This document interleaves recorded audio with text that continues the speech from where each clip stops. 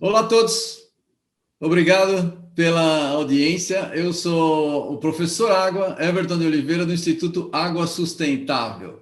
E nós trabalhamos por uma causa do bem, a causa do uso da água nas nossas vidas. O Instituto Água Sustentável leva educação e consciência ambiental para o uso da água para todo mundo. E é um trabalho feito voluntariamente. Apesar de voluntariamente, a gente tem alguns gastos e nós dependemos de pessoas como você. Então, considere fazer uma doação para o nosso instituto. Tá bom? Obrigado. Nesse nosso programa, Por que o Mundo Precisa de Água, o POMPA, nós trazemos pessoas que trabalharam a vida toda pela água, dedicaram a sua carreira para cuidar de água e fazer um bom trabalho com água. E a gente sempre traz pessoas que têm coisas boas para dizer, para vocês conhecerem as pessoas que trabalham nessa área e se conhecerem entre si. Muitos deles nem se conhecem, mas são técnicos altamente experientes. E é sempre um prazer e uma honra ter essas pessoas aqui conosco. E hoje, não menos, nós temos conosco aqui o Rogério Tavares. Ele é o atual diretor, vice-presidente de Relações Institucionais da Aegea Saneamento. Ele é engenheiro pela PUC do Rio de Janeiro, membro do Conselho da Associação Brasileira de Infraestrutura e Indústrias de Base, a ABDIB. Por meio da entidade, ele aborda as principais questões do setor, como a evolução de assuntos regulatórios, os diferentes modelos de estruturação de parcerias público-privadas, mecanismos de apoio do mercado de capitais para o desenvolvimento do saneamento básico no Brasil, riscos para os investimentos e soluções para os gargalos do segmento de água e esgoto. Ele é responsável pela estruturação, contratação e administração de operações de crédito de longo prazo a tomadores públicos e privados para investimentos em saneamento ambiental e infraestrutura econômica. Ele foi responsável, quando atuou como diretor executivo de infraestrutura e saneamento da Caixa Econômica Federal, onde trabalhou por mais de 30 anos. Ia chover gente falando com ele e ele já não está mais lá na Caixa Econômica, mas tem experiência e vai falar com a gente sobre isso. Bom, Rogério, muito bem-vindo, está feita sua apresentação. Então, conta para a gente, para quem não conhece o Rogério Tavares, conta para a gente um pouquinho da sua história. Como é que você entrou para o mundo do saneamento, dentro da engenharia civil? Conta lá desde da sua infância, antes de saber o que era saneamento, como é que você chegou nessa área? Eu cheguei no saneamento meio que por acaso, né? Porque, bom, eu fiz a formação em engenharia civil e depois eu fiz uma extensão em planejamento urbano e regional e eu entrei para a Caixa Econômica Federal, fui trabalhar exatamente na área de saneamento e desenvolvimento urbano.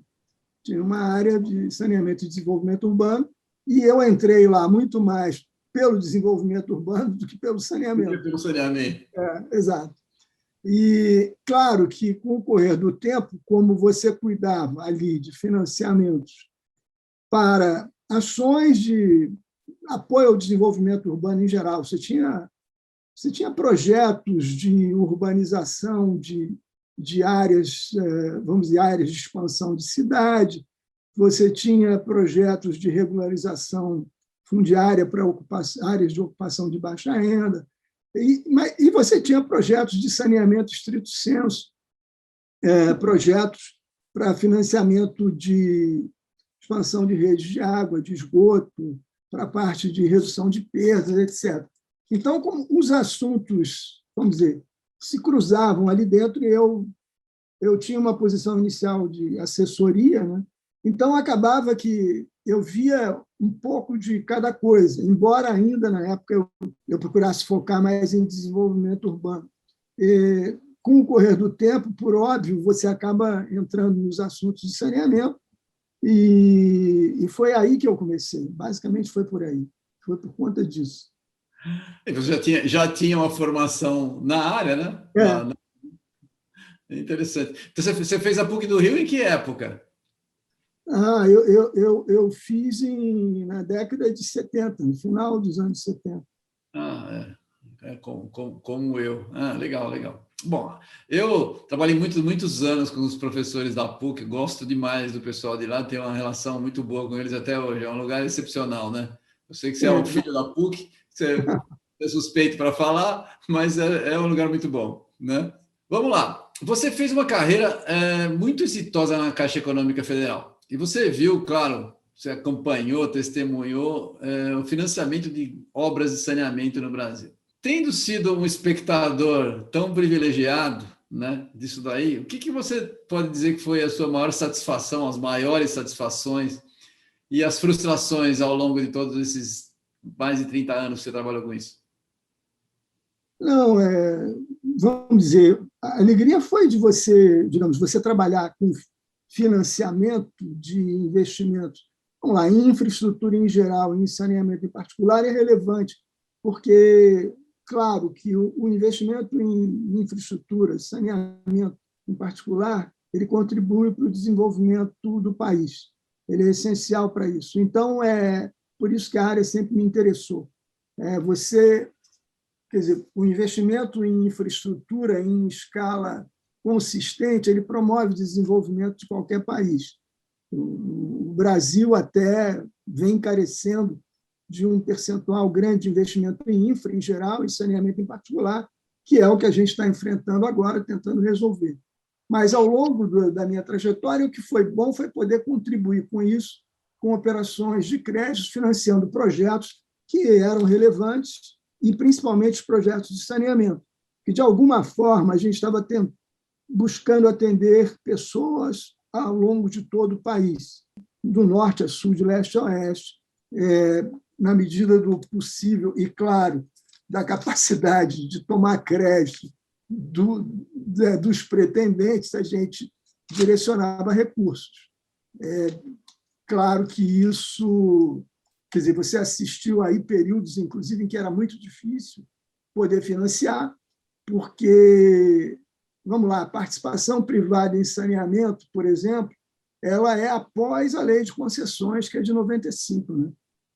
Então, houve um grande período em que você só podia financiar o operador público, e, em alguns momentos, o financiamento para entes públicos sofreu restrições por conta de contingenciamento de crédito, por conta de política econômica. Né? Então, em alguns momentos, você nem podia emprestar para quem poderia tomar o recurso, porque o operador privado quase não existia e os públicos não podiam tomar por restrições de política econômica. Então, o setor de saneamento foi muito penalizado com isso. Então, digamos assim, que eu falei disso, o que alegrou foi poder contribuir com investimentos que foram relevantes para o país, e são. E frustração foi não ter podido fazer mais, fundamentalmente isso.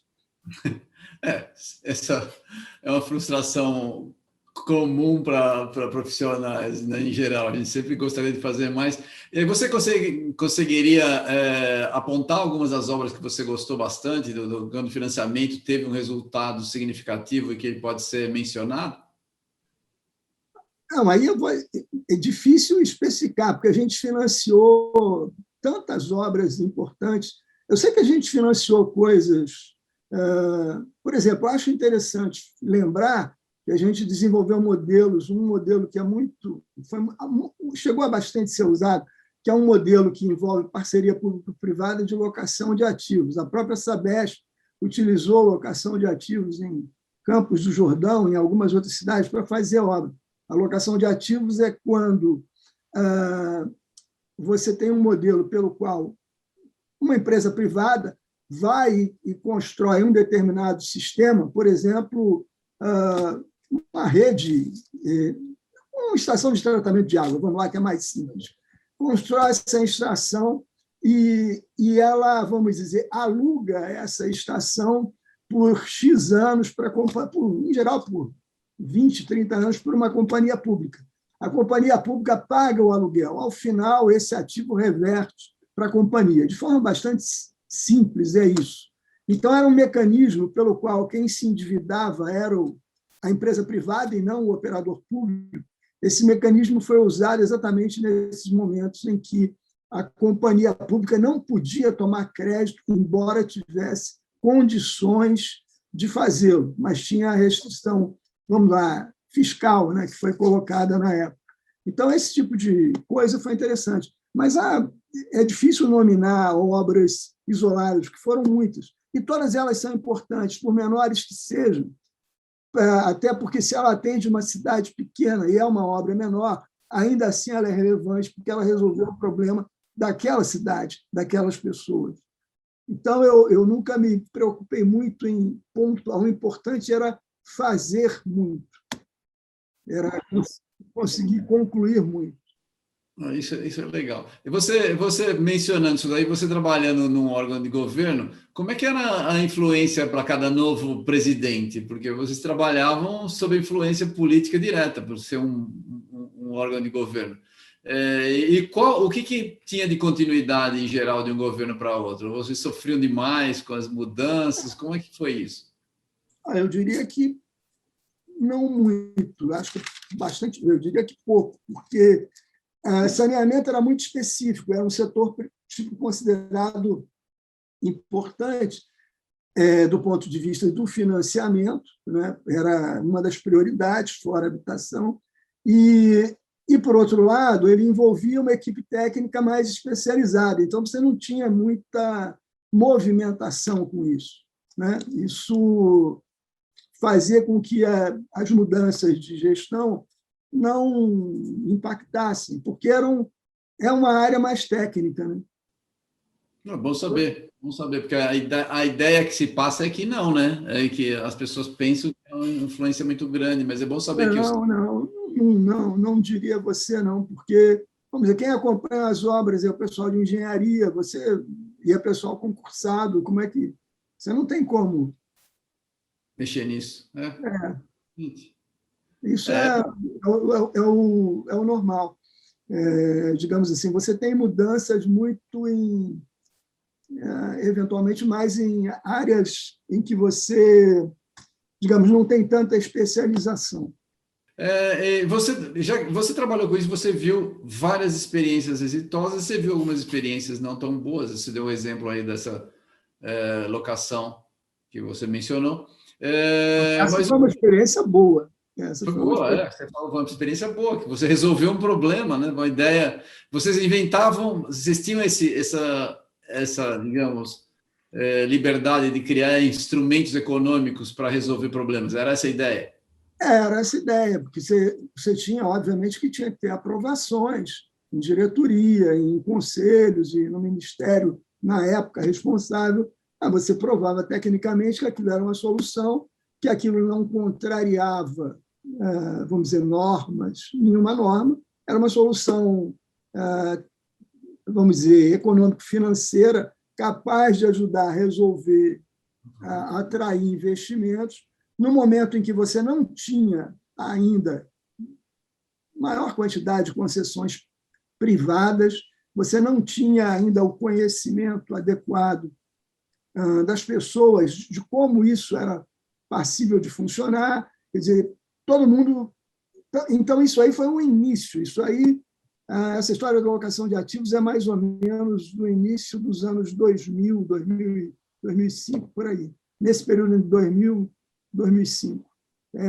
Porque aí, a lei de saneamento, a 11.445, é de 2007.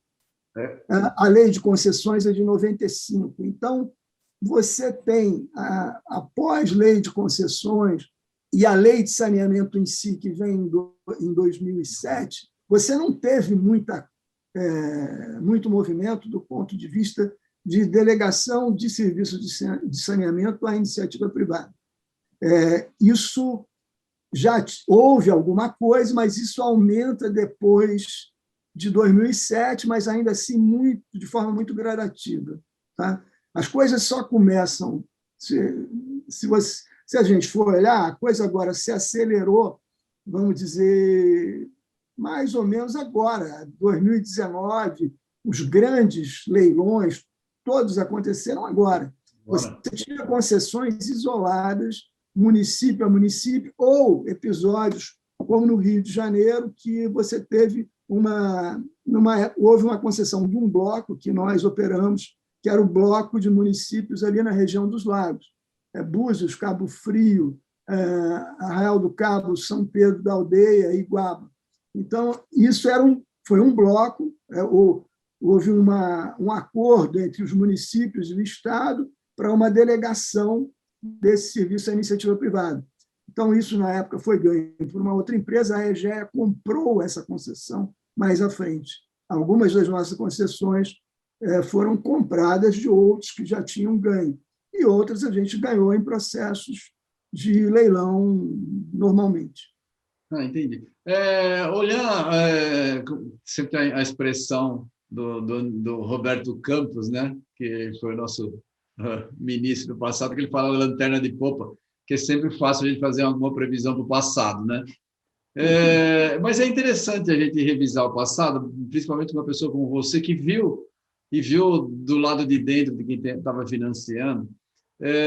Na sua opinião, teria tido alguma coisa que poderia ter sido feito, quer seja por políticos ou por técnicos, para que isso tivesse andado de uma forma mais rápida ou de uma forma melhor?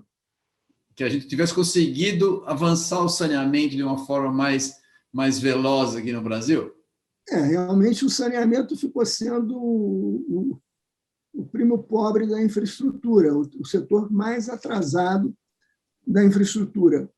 Eu entendo o seguinte, é que quando você fez a lei de saneamento em 2007, a 11.445, ela só veio a ser alterada agora em 2020 pela 14.026. Né? Você não teve ali, claramente, uma indução a maior participação privada. Ao contrário, você teve digamos assim, uma ratificação do modelo anterior, que vem da década de 70, do início dos anos 70, o modelo do Planasa, de você ter as companhias estaduais, públicas, respondendo pela prestação do serviço.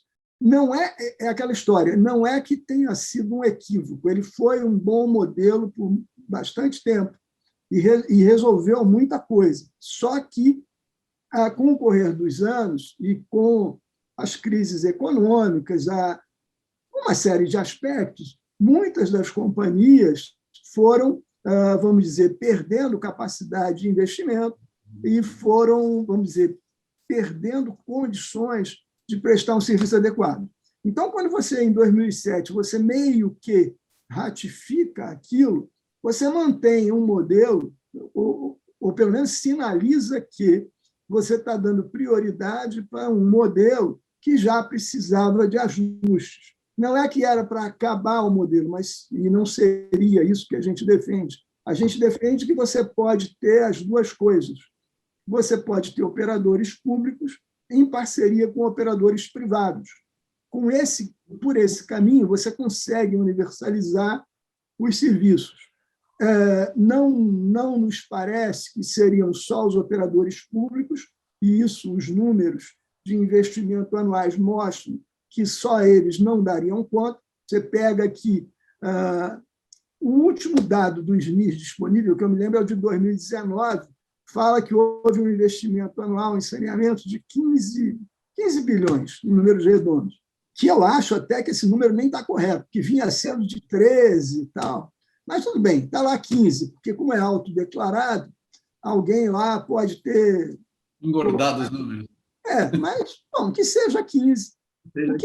O que são 15 bilhões quando você diz que, quando você pega o tal estudo da KPMG, que é recente, que fala que você precisa, para universalizar, você precisa de 500 bi. Se você for agregar a isso a recuperação de sistemas existentes, que você, obviamente, tem que fazer, você vai gastar mais de 250 bi. Então, você está falando para você universalizar esse negócio rapidamente, se a gente pegar o horizonte de 2033, que era o horizonte do tal Plano Nacional de Saneamento Básico de 2013, 2033, se eu tivesse pegado esse número, vamos lá, em 2013, e calculasse que seriam 500 bilhões que fosse, eu teria 20 anos para fazer os 500 bilhões de investimento. Então, eu teria 25 por ano. Bom, nós estamos chegando, só que... E a gente vinha fazendo 13. Só que, na realidade, nós estamos em 2021. Esse número de que faltam 500 bilhões é um número, vamos dizer, do ano passado, praticamente. Então, na realidade, a gente precisa fazer, em 12 anos, mais de 40 bilhões de reais de investimento por ano, que é praticamente 3 vezes o que se vem investindo anualmente. Então, é claro que a gente precisa mudar o que está sendo feito, porque, claro, se você fizer a mesma coisa do mesmo jeito sempre, você terá sempre o mesmo resultado. Isso é o mais óbvio. Já está provado que não funcionou, né? Então, se não vai funcionar assim, a gente tem que mudar. O mudar não é você pegar e jogar fora tudo que existia. É você pegar o que existia e fazer as adaptações para que a coisa funcione melhor. Então, a lógica seria, voltando lá atrás, era que em 2007 já tivesse sido dado um sinal de que você teria que atrair a participação privada para compor o conjunto de investimentos. No entanto, isso acabou não sendo feito, e isso só veio a ocorrer já agora, quer dizer, com a discussão e aprovação do novo marco legal, que vem colocando que a solução é você abrir espaço para a iniciativa privada entrar.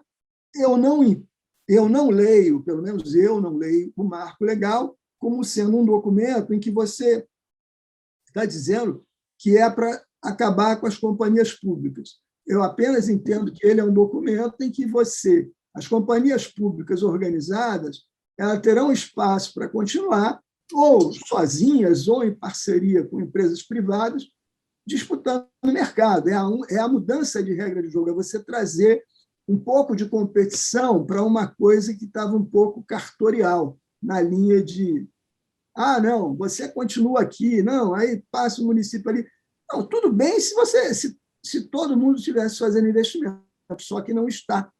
Então, na medida em que não está, quem está, tudo bem, você vai ter companhias que vêm fazendo. Você pega as companhias listadas em bolsa, a Sabesp, a Copasa e a Sanepar, por óbvio, elas vêm tendo um desempenho bom e elas deverão continuar por aí com a sua fatia de mercado.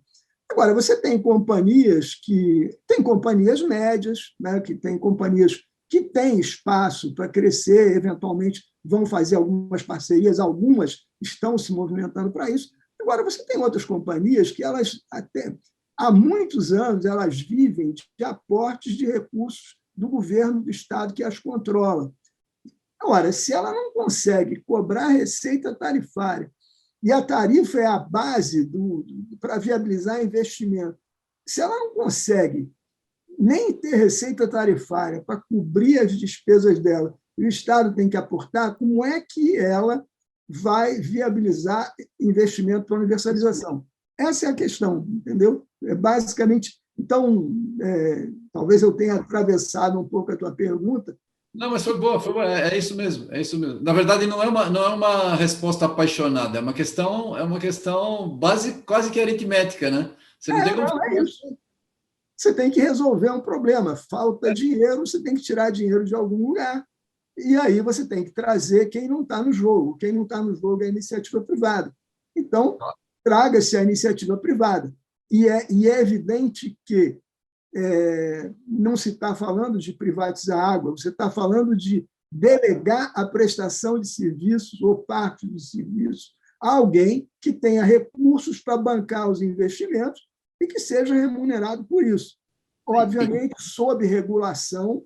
Isso. Do governo, será governo fiscalizado pelo trabalho. Claro, porque quem não cumprir também sai. É tão simples quanto isso. Você vai estar no jogo enquanto você trabalha direito. Se você não trabalhar direito, você sai do jogo. Muito simples. Como futebol, você é expulso se você não seguir as regras. Funciona assim. É isso. Então, não é uma coisa assim tão transcendental. É uma coisa meio óbvia, como você disse, é aritmética. eu preciso de mais gente para botar dinheiro nisso aí, senão você não resolve. E é um problema que é um problema de dignidade. As pessoas, quando você é um país como o nosso, enorme, que é uma, com tudo para ser uma potência mundial, você não pode falar que, em pleno século XXI, você tem mais de 100 milhões de pessoas sem coleta e tratamento de esgoto. Isso é um absurdo, né? E ainda tem 35 milhões sem água. Então, é aquela história. A gente tem que mudar isso em prol do país crescer, porque, como eu disse, o saneamento é dignidade, mas ele é desenvolvimento econômico, ele é proteção ambiental, ele é tudo isso. Você pode listar umas 10 frases assim soltas sobre saneamento, que para mostrar o quanto ele é importante para cada uma das pessoas que habita esse país, para cada um desses brasileiros. E, infelizmente, esses que estão à margem de serviço, eles normalmente são aqueles que estão nas situações mais frágeis. São os que estão nas periferias das grandes cidades, estão perdidos lá pelo interiorzão, em localidades muito pequenas e esquecidas. Então, aí estão os déficits. Os déficits não estão, efetivamente, aqui em São Paulo. Eles estão espalhados. Pode ser que você tenha na periferia mesmo de São Paulo, você vai encontrar, mas você vai encontrar em periferias. Normalmente, quer dizer, é um conceito de periferia do ponto de vista econômico mesmo. Você vai estar nas periferias, quaisquer que sejam elas, é onde você tem esses déficits concentrados. Então, antes de mais nada, é uma questão, vamos dizer, digamos assim, de uma obrigação que nós temos com a dignidade das pessoas de levar o serviço até elas. A gente tem que levar um serviço de qualidade por um preço que elas possam pagar. Você tem que ter tarifa social, você tem que ter tudo isso.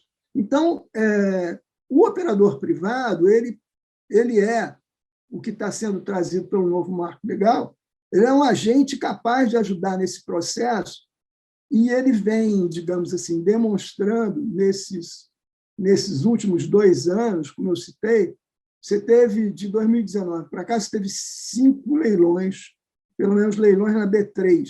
Não estou falando de... Você pode ter tido concessões municipais isoladas, mas processos na Bolsa de Valores, teve 5 leilões. De 2019, final de 2019, foi a PPP de esgotamento sanitário dos 9 municípios da região metropolitana de Porto Alegre, operados pela Corsan, a companhia estadual, que aí você vê, é um movimento claro de uma companhia, que é uma companhia boa, Corsan é uma boa companhia, enxergando que eu não tenho condições de bancar rapidamente esse investimento para resolver o problema de esgotamento aqui nessas cidades da região metropolitana. O que eu posso fazer? Bom, eu posso continuar tentando ou eu posso buscar uma solução mais rápida. Bom, trabalhou-se numa modelagem e fez um leilão. Bom, nós ganhamos esse leilão, foi uma disputa bastante acirrada, foi um leilão por menor tarifa de esgoto. Você tinha o valor da tarifa que a Corsan cobrava, em cima dessa tarifa ganhou quem deu o maior desconto para operar o esgoto em nome deles. Quer dizer, a Corsan continua operando água e nós, no caso, a EGE ganhou, vai operar o esgoto, começamos já a operar o esgoto desses 9 municípios. Então, isso é uma solução. Interessante. É uma solução interessante, que para nós, é absolutamente, para nós, enquanto empresa, ela é absolutamente válida. É uma solução que ajuda a companhia a tocar a vida dela e nós vamos resolver o problema das pessoas lá que estão sem esgoto. Teve um leilão, um outro de esgoto, assim, foi aí de um município isolado de Cariacica, no Espírito Santo, na região metropolitana de Vitória, que nós também ganhamos, que também era por menor tarifa, e que é a mesma coisa, a companhia estadual, a Cesan, opera a água, nós vamos operar o esgoto para resolver o problema da região metropolitana ali, que é também complicado. Você tem que resolver o problema de esgotamento sanitário. Aí depois, bom, teve o leilão de Alagoas, esse nós não ganhamos, que já foi um leilão em que houve a delegação de quê? Da distribuição de água, coleta e tratamento de esgoto, na região metropolitana de Maceió. Então, lá quem ganhou foi a BRK, que ganhou essa parte. A Companhia Estadual, como fica? A Companhia Estadual vai continuar com a produção da água que vai ser utilizada, distribuída pela concessionária que ganhou e que vai cuidar também do esgotamento sanitário. Isso é um outro modelo, não deixa de ser uma parceria. Aí é uma decisão de cada estado de que a Companhia de Alagoas não era uma excelente companhia. Então, ele tinha mais dificuldade, ele resolveu diminuir a companhia, passar para o setor privado como forma de resolver. Tem agora mais 2 blocos que complementam o resto do estado, que o BNDES está fechando a modelagem para um leilão, possivelmente no começo do próximo ano, desses outros 2 blocos, nesse mesmo desenho. A Companhia Estadual vai continuar com a produção de água. E você teve também o leilão em Mato Grosso do Sul, de todo o esgotamento sanitário da Companhia Estadual, de 68 municípios, que nós ganhamos, a EGE ganhou. Esse também foi um leilão na B3. A gente vai começar a operar daqui a pouco. Então, nós estamos chegando para operar toda a parte. A Companhia Estadual vai cuidar só de água. Tudo que era esgoto, ela passou e nós vamos continuar operando. Vamos entrar para operar e ela vai continuar com a água, o que é uma solução também extremamente boa. E, por último, é o leilão da SEDAI, que é um desenho parecido com o de Alagoas. A Companhia Estadual fica com a produção de água e eram 4 blocos, nós ganhamos 2, vamos ficar com a distribuição de água, coleta e tratamento de esgoto. Então, esses modelos, por exemplo, no Rio de Janeiro, o contingente, os 2 blocos que nós ganhamos, nós vamos atender 10 milhões de pessoas, porque é basicamente centro, zona sul e zona norte da cidade do Rio de Janeiro, mais a Baixada Fluminense toda e mais um outro conjunto de municípios, tipo São Gonçalo, Maricá, Itaboraí, Cachoeiras, Macacu, vários municípios. São, no total, 26 municípios, fora essa parte da cidade do Rio de Janeiro. Então, é enorme, é uma área enorme, e que você tinha também carências, principalmente de esgotamento sanitário, na Baixada Fluminense, nesses municípios menores. Então, você tem que resolver esse problema e você só faz isso de uma forma mais rápida, quer dizer, a meta é universalizar tudo até 2033. Ou seja, a gente entra para, até 2033, ter resolvido o problema do esgotamento sanitário e de água, onde ainda estiver faltando água, entrega de água nas casas. E, incrivelmente, mesmo no Rio de Janeiro, há alguns locais com falta de água. Então, São Paulo também. A gente acha que só porque os estados são ricos que não tem esse problema, tem sim. Não, você tem problemas de intermitência em muitos locais, né? Então, essas coisas todas terão que ser resolvidas. Eu sei que digamos, o novo marco legal é uma saída bastante ambiciosa do ponto de vista de enfrentamento do problema que a gente tem, porque ele coloca essa meta primeira de 2033, mas eu sempre lembro que no marco está lá escrito, em algum lugar lá, que, olha, se não der viabilidade, pode chegar até 2040, entendeu? Então, porque realmente é ambicioso demais. É ambicioso, é muito ambicioso. Eu acho que a gente, em muitos lugares, você vai ter dificuldade. Mas você consegue, até 2040, eu acredito que você chega. Não tem.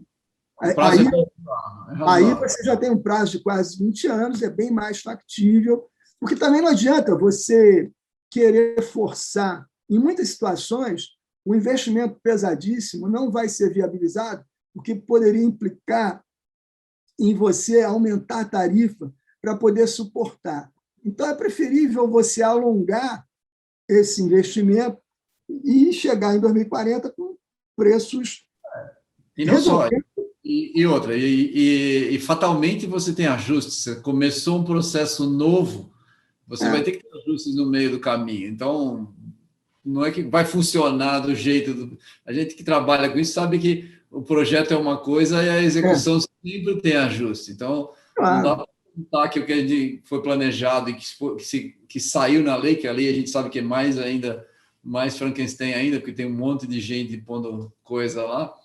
A lei foi isso. A discussão da lei eu acompanhei de perto.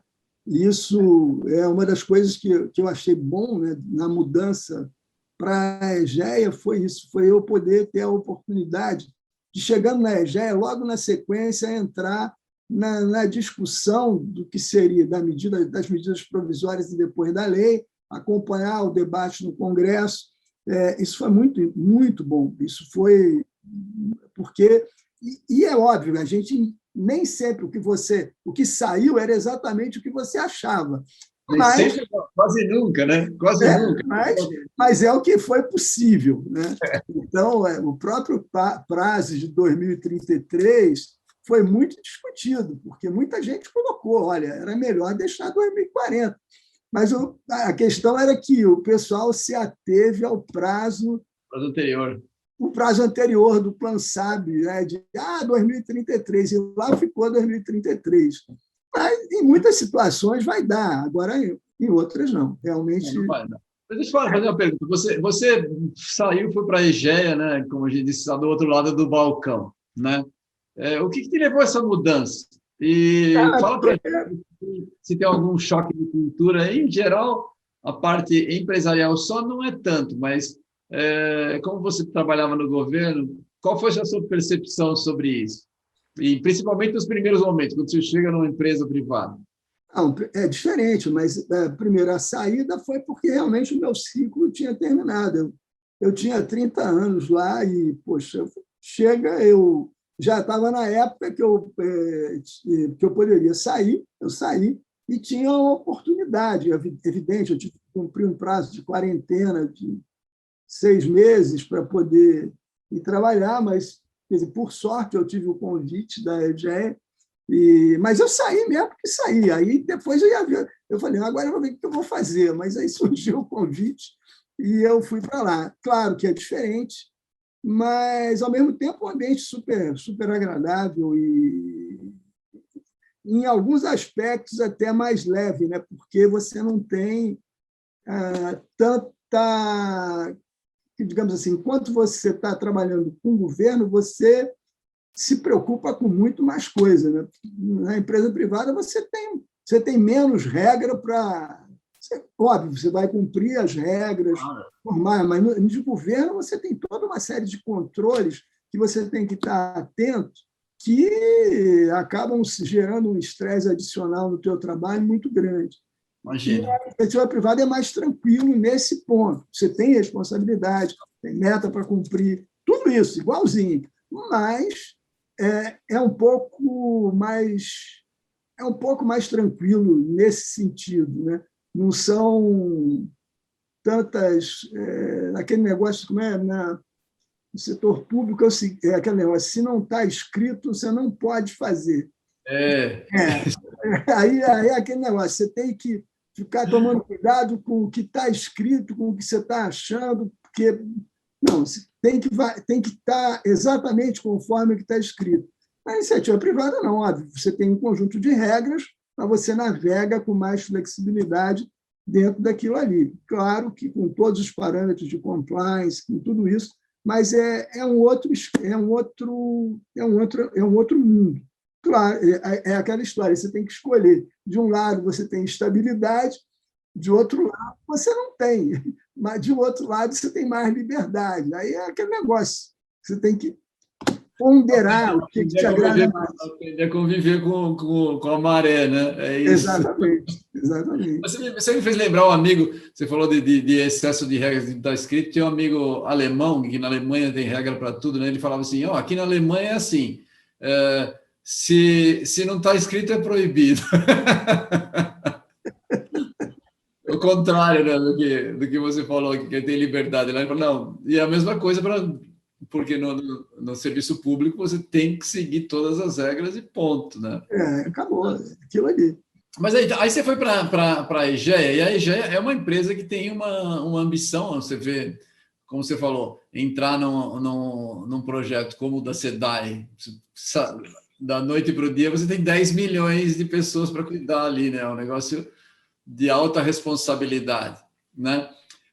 Quais as perspectivas que você vê para a empresa com esse marco de saneamento? Como é que você vê a perspectiva do nosso mercado para as empresas trabalharem em relação à expectativa do público, a expectativa, porque, claro, tem um monte de gente que sai falando mal só porque é empresa privada, não sabe como é que funciona. Qual que é a ideia, as perspectivas que você enxerga com isso?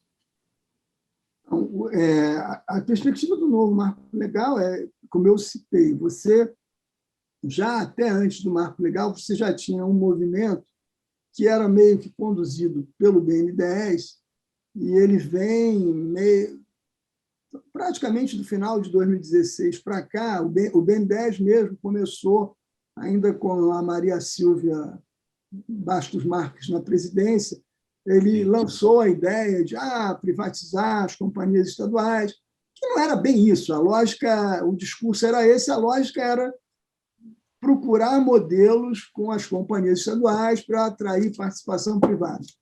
Mas foi ali o início desse movimento. Depois teve também um movimento, uma ação na Casa Civil do governo federal por conta até de um apontamento do TCU quanto a, vamos dizer, a ineficácia do gasto público, notadamente de esgotamento sanitário. Se alocava muito dinheiro, a obra não saía, a obra parava, ou não começava, e o dinheiro ficava ali estéril, sem uso. Então, por conta de tudo isso, houve toda uma organização de um grupo de trabalho na Casa Civil que começou a ver o que tinha que ajustar de atribuições para que, digamos, as políticas públicas de saneamento andassem. E foi nisso daí que acabou se chegando a MP 844, que foi a primeira que acabou derivando no projeto de lei e na lei que a gente tem aí. Então, de lá para cá, você teve um movimento que convergiu com essa história de trazer o setor privado para participar. O que a EGEA enxerga? Exatamente isso, que ficou claro para todos nós que, de um lado, a gente tem uma população que precisa do serviço e que é uma população, em geral, mais vulnerável. Então, a gente tem um papel a cumprir para atender a isso. A EGEA, de uma certa maneira, quando você olha as concessões que a gente já tinha, né, antes desses grandes contratos que a gente ganhou, a gente tinha muita concessão tem município de 3 mil e poucos habitantes, 10 mil, e municípios no interior do Mato Grosso, em Rondônia, no Pará, por exemplo, né, porque são uma quantidade razoável de municípios, e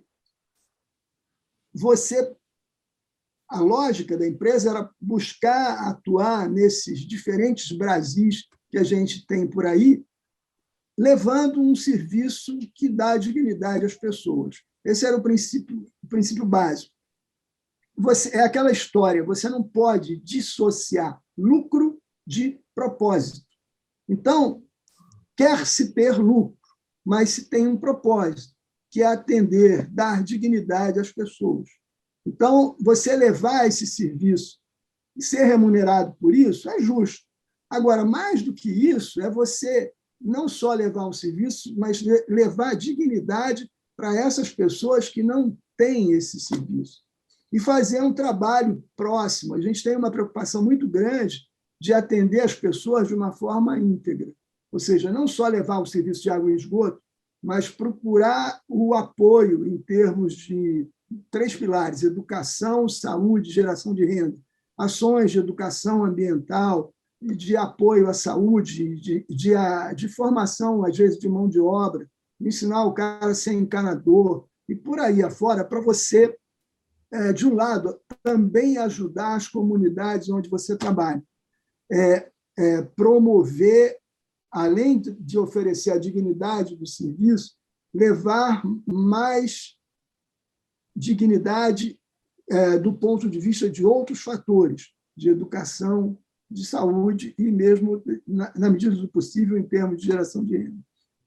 Então, você tem um grande conjunto de oportunidades que podem gerar lucro, mas que elas estão vinculadas a um propósito que é de a gente fazer a diferença, da gente conseguir atuar nesses diferentes Brasis, levando dignidade, melhores condições de vida para as populações. Isso é o que a gente enxerga como base. E as oportunidades elas são, vamos dizer, serão recorrentes a partir de agora, a partir desse novo marco, pelos movimentos que estão acontecendo. O BNDES, ele no nosso entendimento, o grande eixo desse negócio. Ele a grande fábrica de projetos está lá. O BNDES vem trabalhando muito bem, fazendo essas modelagens desde antes do marco legal e agora construindo-as ajustadas ao marco legal. Então, você deve ter agora um leilão em setembro do Amapá, a concessão dos serviços de água e esgoto dos 16 municípios do estado. Aí a companhia estadual, nesse caso, o Estado vai manter a companhia unicamente para atender as áreas rurais, as áreas mais dispersas. Todas as áreas urbanas serão delegadas para o operador que ganhar o leilão. E a companhia vai ficar para cuidar, vamos dizer, de um apoio para o que eles chamam, porque o Estado é muito, digamos, a ocupação muito dispersa, e você tem núcleos de ocupação rural pelo interior que você tem que dar algum apoio. E isso aí o Estado usa a estrutura dele com a companhia. O leilão até vai ser uma modalidade interessante, porque você vai ter, de um lado, você tem uma tarifa base, você vai poder dar um desconto em cima dessa tarifa. Aí tem um piso, né? Se eu não me engano, é um piso de 20% em relação à tarifa base. Se você, isso eu não posso afirmar, mas eu tenho quase certeza que é. Se todos licitantes concordarem em dar um desconto correspondente a esse piso, eles vão aí para uma segunda etapa, que é um leilão, que aí tem o lance de partida de R$50 milhões, e aí ganhará quem fizer a maior oferta nessa segunda etapa, caso haja uma equalização no desconto em relação à tarifa básica praticada pela companhia. Então, esse desenho, é um desenho que o BNDES botou agora, é bem interessante, né? E, afora esse leilão do Amapá, você deve ter ainda, eles estão trabalhando com estados como Ceará, Paraíba, o próprio Rio de Janeiro, o bloco que ficou faltando do leilão da SEDAI vai ser relicitado, agora agrupando mais municípios, possivelmente no final do ano, começo do ano, o BNDES está modelando, tem também o Acre, tem Rio Grande do Sul, eles estão trabalhando com outras PPPs de esgoto. Vocês têm fôlego para participar de todos? Olha, a gente vai olhar todos. Agora, se a gente vai depender da velocidade. Olhar a vitrine não paga, né? Olhar a vitrine não paga. Você só... a gente vai olhar todos, a gente estuda todos e avalia. É claro que tudo depende da modelagem que você coloca, porque se você observar no leilão da SEDAI, como é que nós participamos? Nós entramos num consórcio em que os componentes são a EGEA, a companhia, a EGEA, e os acionistas separados como se fossem fundos de investimento. Cada acionista, quer dizer, entrou a EGEA, mais o Grupo Equipave, mais o GIC, mais a Itaúsa. Então, você tem um modelo em que você mantém aqui a estrutura da companhia, ela tem uma participação, e esses 3 sócios que estão dentro da companhia, aqui eles entram ao lado, como co-participantes. Então, você pode começar a criar várias alternativas em que você pode participar sem estar sozinho. Entendi. E, com isso, você consegue mais interessante. Interessante. Só fazer uma pergunta no que você falou. Então, vocês têm um trabalho de ESG dentro da EGE interessante. Grande. Vocês trabalham com uma área social importante e com o meio ambiente. Interessante. Isso. Não, é porque é aquilo que eu te disse. Propósito. É isso. Propósito. A gente não... A empresa tem um propósito. Ela tem um propósito de fazer diferença, de levar a dignidade às pessoas. Sem isso, nada faz sentido. Se for só para ganhar dinheiro, ninguém se motiva, ninguém... Não funciona. E hoje em dia é isso, né? As empresas que querem crescer hoje, elas têm essa pegada, notadamente com o social, com a questão ambiental e com a questão da própria governança, o ESG. Que a governança, você tem uma governança rigorosa, governança absolutamente rigorosa. A gente tem uma área de compliance, áreas de integridade ligadas ao Conselho de Administração. Nós já conseguimos certificação anti-suborno, o ISO 37001. Então, a companhia, do ponto de vista de governança, ela está preparada para seguir observando todos os princípios de integridade para poder crescer. Por outro lado, a preocupação com o social é permanente e a preocupação ambiental é óbvia. Agora, é mais fácil para uma companhia de saneamento, porque saneamento em si é proteção ambiental. Então, e social, né? E social. Então, você navega bem nesses segmentos. E talvez seja por isso que o setor hoje ele é muito olhado por grandes investidores, que os grandes investidores agora têm todos eles vindo com essa preocupação do ESG para os seus investimentos. O setor de saneamento, por ele quase ser naturalmente um setor ESG, o pessoal gosta de dizer que é ESG na veia, você tem atraído mais gente. Quer dizer, os próximos leilões, a gente tem convicção que vão aparecer outros grupos, investidores que até aqui não entraram no setor, que vão se colocar para buscar entrar na medida em que isto é relevante por esse aspecto, não só pela questão, quer dizer, todo mundo agora quer fazer a diferença de alguma maneira, não só ganhar o dinheiro. Claro, claro. Não, essa é uma das razões de ser do nosso Instituto Água Sustentável. É o que você falou, ESG na veia, trabalhar com água, não tem como escapar, né? Exatamente.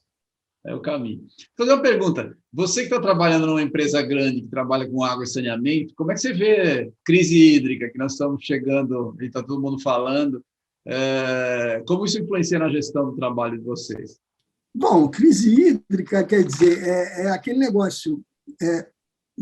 a resolução de crise hídrica passa por quem? Poder público, empresas e população. Não adianta que, digamos assim, você não vai dizer a crise hídrica, claro, ela tem uma componente de mudança climática, embora muitos achem que essa história de mudança climática é balela, né? Como a gente já ouviu várias figuras importantes dizerem, mundo afora, a gente sabe e enxerga, né, que, claro, que as mudanças climáticas estão aí, a questão das emissões de carbono ela é absolutamente relevante com relação a esses resultados que estão acontecendo.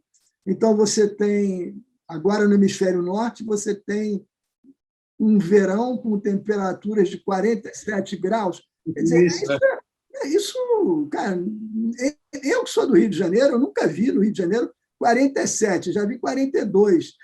Que já é insuportável, né? Que já é Já insuportável. é insuportável. Então, para lá, que eles estão habituados com frio, e pegar morre, as pessoas estão morrendo, morre Eu muita sempre gente. morrendo. É, Eu morei, o Canadá é o meu segundo país, eu morei lá 5 anos. então, É, você deve saber exatamente. peguei onda de calor de morrer gente. Lá é um país de extremos, ou é muito frio ou é muito quente, mas 47 nunca teve notícia. Nunca teve notícia, Não, impressionante. não, isso claramente é uma componente de mudança climática que está interferindo. Ou seja, isso tem a ver com as emissões de carbono, etc., que em algum momento esse assunto começou a ficar de lado. Eu me lembro que os certificados de emissão reduzida, em algum momento, chegaram a valer muito dinheiro, depois quase que não valiam mais nada, as coisas foram perdendo. Agora, eu acho que depois do que vem acontecendo, as pessoas vão tomar consciência e essa história de redução de emissões, ela tem que realmente fazer parte dos planos de todos os governos. E alguns vão ter que pagar para outros para poderem. Aquela história de compensação de emissões, eu acho extremamente válida e isso tem que ser feito. O Brasil realmente deveria receber dinheiro por manter a floresta amazônica lá, né? Não só, a gente ainda tem usado etanol há muitos anos. Em termos de emissão, tem uma emissão baixa comparado com os outros países. Exatamente. Então, quer dizer, o Brasil é naturalmente um país candidato a receber recursos por conta de redução de certificados de redução de emissões de carbono. E pela própria floresta, pelo menos no meu modesto entendimento. Eu não sou especialista na área, mas... Eu vou fazer uma pergunta que a gente não tinha conversado antes, só vou aproveitar um gancho aí. A gente tem, assim como a gente tem uma vantagem não só natural por causa da floresta, mas por causa do nosso uso de combustível não fóssil, né? Nós temos uma vantagem natural em relação à água para o resto do mundo. A gente tem uma quantidade de água doce disponível no Brasil imensa. Uhum. Como é que você enxerga isso? Você acha que existe uma forma da gente, como país, capitalizar isso em relação aos demais países? Porque vai ter, ou espera-se que isso chegue, assim como o caso do carbono, né? Que a água passa a ser um bem precificado, vamos dizer assim, não sei se Já exatamente. tem uma precificação, né? Pelo que eu vi, já tem precificação em termos de... Acho que começou, eu vi alguma coisa na Bolsa de... Acho que na Bolsa de Chicago. Mas ainda não é um negócio que está estabelecido e aceito. Não. É alguma tentativa de você... obviamente, do pessoal do mercado financeiro de ganhar dinheiro, né? Mas A ideia em si de poder fazer troca, por exemplo, porque vai ter muita produção ligada à água, que os países que têm essa quantidade de água vão poder se beneficiar, né? poderia ser. Eu acho que isso faz sentido, sim, porque é aquela história, a gente tem água bastante, o problema é só que ela está mal distribuída, né? Exatamente. Ou não tá, ou a qualidade também não presta, né? Esse que é o detalhe. Não, e alguns lugares não presta, mas aí vai se resolver muita coisa com essas ações agora. Que, por exemplo, Exato. a gente tem, no caso do Rio de Janeiro, na concessão que a gente ganhou lá, um dos blocos que a gente ganhou, cabe a nós cuidar da parte dos municípios que contribuem à bacia do Guandu, né?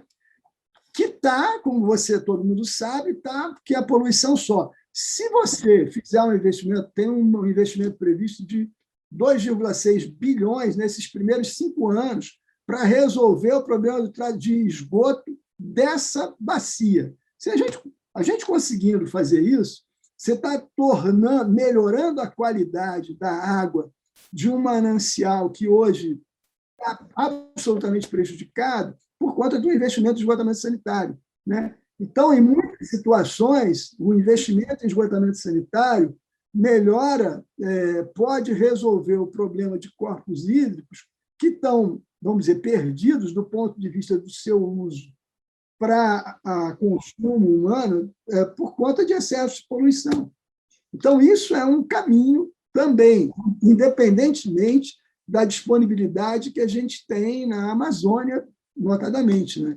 Sim, sim, mas lá está muito longe de tudo, né? Que a gente tem que pegar, a população maior está aqui, né? Mas interessante esse ponto que você falou aí, eu não tinha pensado. Isso é interessante, é um ponto bom da gente focar. Então, vocês têm um investimento na parte dos afluentes do Guandu aí. A bacia do Guandu. Esse modelo é replicado em outros.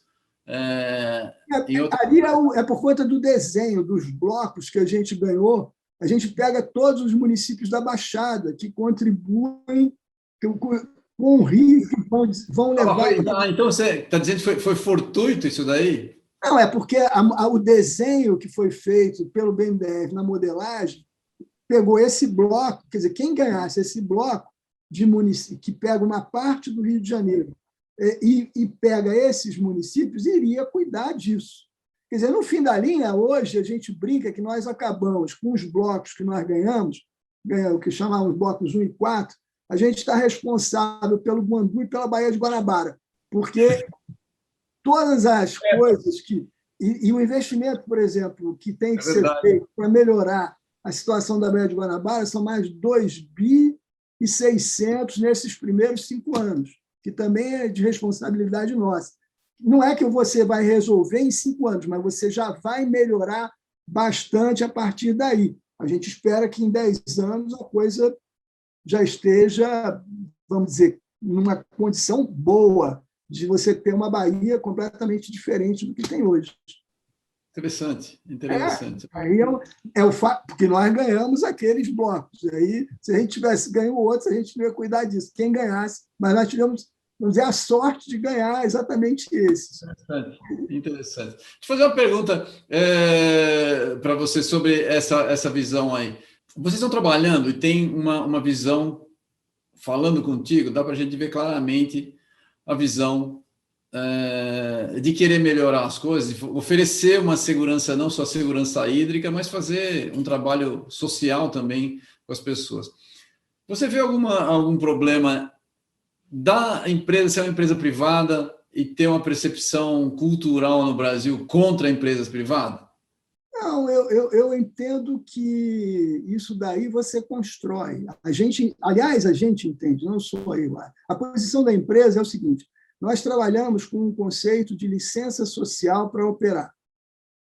O conceito de licença social para operar não fomos nós que inventamos, ele já existe, ele veio do pessoal das empresas de mineração, que chegam num lugar, vão explorar uma mina, normalmente aquilo tem que impacta a população local, eles têm que definir ações para, digamos, se aproximar da população, ter a população para perto.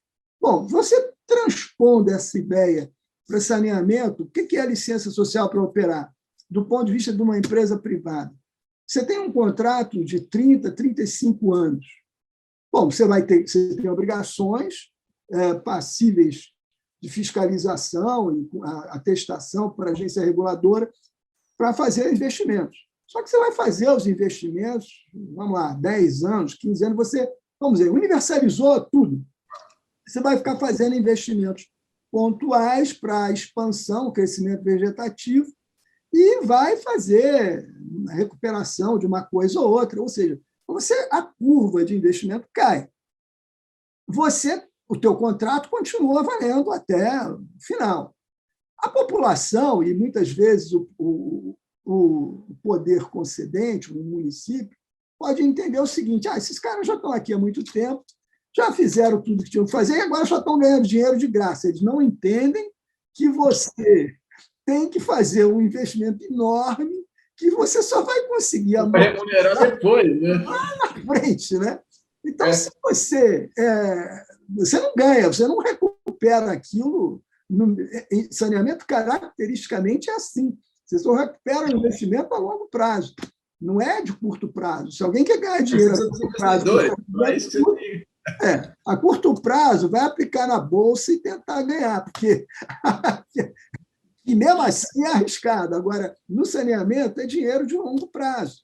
É o que a gente chama, é um dinheiro vamos dizer, é um setor resiliente, porque normalmente não muda, que as pessoas não deixam de consumir água. O cara deixa de comprar cigarro, de ir jantar fora, mas beber água não vai deixar de beber água, não vai deixar de tomar banho. Então, aquilo ali, você tem um consumo resiliente e é um setor, do ponto de vista de receita, ele é resiliente. Agora, ele é um setor cujo retorno se dá a longo prazo. Então você está lá e você tem que ficar esse tempo para poder recuperar o seu investimento, ter seu lucro. Se você não for aceito pela população como alguém que faz parte daquele tecido social, sinceramente, na primeira oportunidade, vão te expulsar dali, vão brigar, vai para uma briga judicial, ou seja, o que está muito claro e conversa com toda essa história do ISD é que, se você quer prestar um serviço para uma população por um longo tempo, o que você tem que fazer? Primeiro, você tem que prestar um serviço de qualidade. Isso é o básico. Segundo, esse serviço você tem que ter um preço justo por ele. Você tem que fazer com que as pessoas que menos podem pagar paguem uma tarifa diferenciada, uma tarifa social. Agora, mais do que isso, você tem que ser próximo, você tem que fazer parte daquela sociedade. Por isso, as ações de educação, de saúde, de geração de renda. Porque se você não se inserir naquele tecido ali, você sempre será um corpo estranho. Então, você tem que. Então, a gente diz que você trabalha com o conceito de licença social, que licença social não é um papel, é alguma coisa que você ganha a cada dia, que você renova a cada dia que você atua naquela cidade. Então, para isso, você tem que ter uma ação, claro, com foco no social, para poder ir conhecer bem todos os stakeholders do local, você fazer parte daquela sociedade. Isso é ter licença social. Então, licença social para operar é o segredo para você poder continuar trabalhando. Se não for assim, se você meramente for lá, eu vou entregar água, eu vou lá cobrar, tudo bem, pode dar certo, mas eu diria a você que a chance de dar errado é muito grande. Para ser sincero, adorei essa sua explicação aí. Muito legal, adorei. Vou usar, vou citar a fonte. Gostei muito.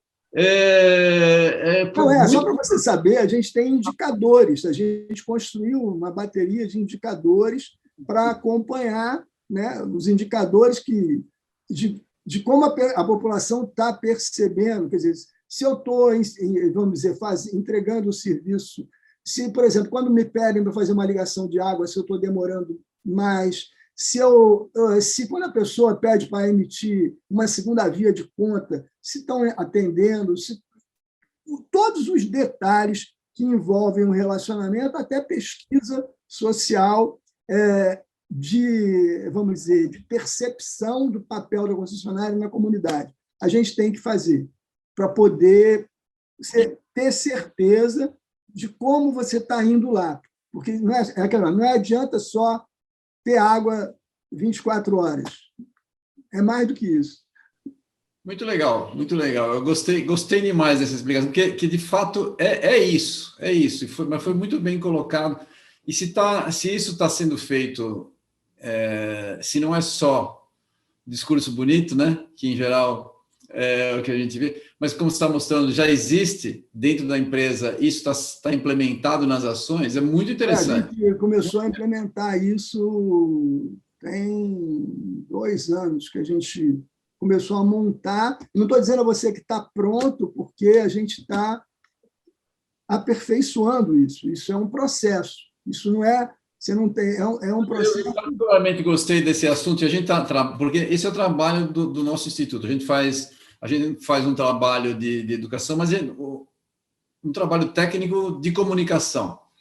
Porque comunicação social, com uma área que é técnica, não é um negócio fácil, você sabe disso, né? porque nem sempre as pessoas têm, ela não tem o conhecimento para ter a percepção adequada. Então, para você chegar na percepção adequada, tem um caminho aí a ser preenchido. Isso não é muito fácil. Eu como técnico na área, muitos anos, eu percebi que a gente não conseguia falar para as pessoas, porque você tinha uma solução que aparentemente para nós técnicos parece extremamente óbvia, mas a percepção das pessoas não diz isso. E aí você não conseguiria fazer. Então a gente trabalha para tentar fazer esse encaixe. Muito interessante, muito interessante. Não, isso daí é o que eu te disse. A gente não entende que está com uma solução acabada. A gente está num processo que a gente vai continuar aperfeiçoando, mas a gente entende que o caminho é por aí. O caminho é esse. Muito legal. Deixa eu só fazer uma última pergunta aqui, porque o nosso tempo está acabando aqui. A gente trabalha com o Instituto Água Sustentável, trabalha com educação ambiental, né? E tem uma coisa é você fazer as suas iniciativas empresariais. Você tem alguma ideia de iniciativa voluntária que as pessoas possam fazer para agregar algo para esse futuro da água e do saneamento? Porque não é só, é o que você falou, você tem um trabalho social, mas as pessoas individualmente têm que enxergar alguma coisa. Você tem alguma sugestão? A gente tem um trabalho voluntário dentro da empresa, tem um voluntariado da EGEA, a gente usa do ponto de vista social, ambiental, para ações normalmente em apoio às populações de onde nós estamos atuando. Então, esse trabalho voluntário pode ser exatamente mesmo nessas ações ambientais, de educação ambiental, tem um projeto, por exemplo, com as escolas, vamos dizer, incentivar as professoras a falar de saneamento em aula, ou de você tem a história de montar uma biblioteca, não é bem uma biblioteca, é um conceito parecido para explicar saneamento, um pequeno observatório para explicar como é que funciona o sistema de saneamento, para as crianças entenderem. Então, muitas vezes, o nosso pessoal vai para o apoio, voluntariamente, para ajudar nessas ações. Tá? Então, o voluntariado é essencial. E dentro da empresa, ele tem que começar dentro da empresa. Né? Se não começar dentro da empresa, fica difícil de você convencer quem está em volta de você a fazer isso. Muito legal. Você me convenceu. Já tinha. Eu gostei muito do seu discurso aí, do teu trabalho. Você está de parabéns. Estou bem feliz da gente ter conversado contigo aqui. Espero que você tenha muito sucesso aí no trabalho. Obrigado. A carreira já indica que o caminho está bem pavimentado. Espero que seja um sucesso. Por favor, se você puder fazer suas considerações finais para a gente poder finalizar. Não, eu agradeço pela oportunidade que o Águas Sustentáveis me deu. Foi uma conversa, acabou sendo um bate-papo, né, mesmo. Espero que tenha funcionado aí para vocês. É sempre bom falar, às vezes contar um pouco da história da gente, né, nesse setor. Ela acaba me encantando mesmo. Eu sou muito motivado com isso mesmo. Como eu te disse, eu acabei indo parar no setor meio por acaso e gostei e fiquei. Então, o importante é a gente conseguir realmente fazer a diferença, atender as pessoas, mudar a realidade do saneamento no país. Eu espero estar contribuindo um pouco com isso e sei que vocês aí também estão dentro da pegada de vocês. Eu acho que todos nós, se pudermos fazer um pouco na direção de apoiar esse setor, de dar consciência às pessoas na importância do que é ter água, da coleta e do tratamento do esgoto, isso vai fazer a diferença para esse país e vai ajudar na retomada do crescimento econômico que a gente tanto precisa. Tá? Verdade, muito obrigado. Foi um prazer bater um papo com você. Gostei muito do nosso bate-papo. A gente vai voltar a conversar com certeza. Foi muito legal. Vamos acompanhar os trabalhos que você está fazendo aí. Um trabalho muito legal. Sua carreira é muito meritória. E eu tenho certeza que vai dar certo. Valeu, muito obrigado. Gente, nós tivemos aqui um bate-papo com o Rogério Tavares. ele trabalha na Egea, deixa eu só pegar aqui para não errar, que ele é o diretor vice-presidente de Relações Institucionais.